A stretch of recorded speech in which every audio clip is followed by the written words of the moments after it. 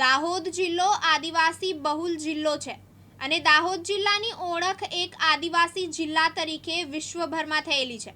ત્યારે આદિવાસીઓ દ્વારા પોતાની મૂળ જૂની સંસ્કૃતિ અને પરંપરાઓ જીવંત રાખવા માટે દરેક પ્રસંગે ધ્યાન રાખી અને નવી ટેકનોલોજીને અપનાવવાની સાથે સાથે પોતાની પરંપરાઓને યાદ રાખી તેને જાળવી રાખવા માટે સમાજ દ્વારા પૂરા પ્રયત્ન કરવામાં આવે છે। જેના ભાગરૂપે આજે દાહોદ સરદાર પટેલ સ્ટેડિયમ ખાતે સવારથી એક વિશાળ ઢોલ મેળાનું આયોજન કરવામાં આવ્યું હતું। દાહોદમાં ઢોલ મેળાનું આયોજન આદિવાસી સમાજ સુધારણા ટ્રસ્ટ દ્વારા કરવામાં આવ્યું હતું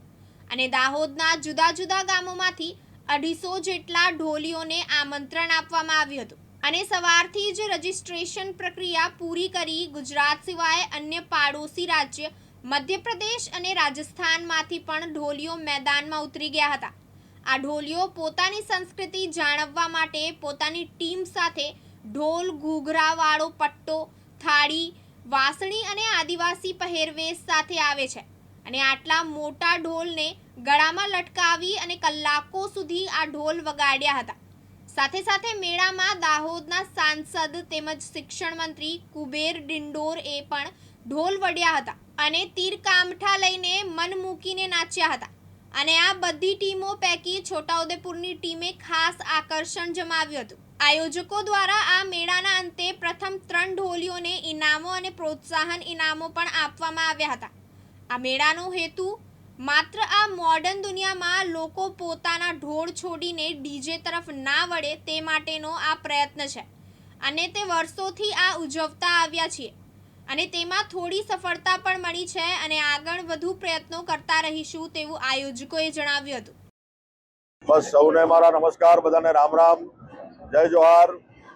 આજે અમારા દાહોદના આંગણે આ ઉત્સવનો કાર્યક્રમ છે। ભીલ સુધારણા સમાજ પંચ અને આ સાંસદ ઢોલ મેળાનું આયોજન આજે થયું છે અને વર્ષોથી અહીંયા અમારા પલાસ સાહેબ જ્યાં ઢોલ મેળાનું આયોજન બી કરી રહ્યા છે। આજે 17મો આ ઢોલ મેળો છે અને અમારી જે આદિવાસી સમાજ છે એ સંસ્કૃતિ પ્રેમી છે, પ્રજા પ્રેમી છે અને ઉત્સવ પ્રેમી છે। તો અમારી જે આ પરંપરા છે, આ હોળી ધૂળેટી અને જે તહેવારો આવે છે એમાં સવિશેષ આ હોળી અને ધૂળેટીનો તહેવાર અમારા માટે વિશેષ ઉત્સવનો તહેવાર હોય છે, પણ એના એડવાન્સમાં અમારો 11 આવતી હોય છે। એમાં આ ઢોલ લઈને લોકો ગામે ગામ પૂજા અર્ચન કરતા હોય છે, વડીલોને યાદ કરતા હોય છે અને સાથે મળીને એક સમૂહની ભાવનાથી આ હોળીના તહેવારને ઉજવે છે અને આ સાંસદ ઢોલ મેળાનું આયોજન આજે અહીંયા દાહોદની ધરતી પર કર્યું છે અને એમાં અમારા તમામ છોટાઉદેપુર, પંચમહાલ, મહીસાગર અને દાહોદના લગભગ 400 જેટલા આપણા ઢોલ પ્રેમી રસિકો આ મેળામાં જે પધાર્યા છે અને આવી રહ્યા છે અને પૂરા ગ્રાઉન્ડમાં આ ઉત્સાહથી, આનંદમાં અને પોતાની મોજમાં લોકો જે ઢોલનો વાજિંત્રો સાથે પધાર્યા છે, આદિવાસી નૃત્ય કરશે અને પૂરા દિવસ દરમિયાન આ જે સાંસદ ઢોલ મેળાનું આયોજન કરીને ઉત્સવ મનાવીને બધા સાથે મળીને બધા રામ રામ કરીને પોતાના ઘરે જશે અને 4 દિવસ પછી જે હોળી ધૂળેટીનો જે માહોલ છે કે આ હોળી ધૂળેટીના જે તહેવાર છે એની શરૂઆત થઈ ગઈ છે અને એમાં બધા જ મારા આદિવાસી સમાજના અમારા આગેવાનો, અમારા સંસદ સભ્યશ્રી, અમારા ધારાસભ્યશ્રી, અમારા પદાધિકારીઓશ્રી અને સમાજના આગેવાનો અને ભીલ સમાજ પંચના પણ આગેવાનો બધા સાથે મળીને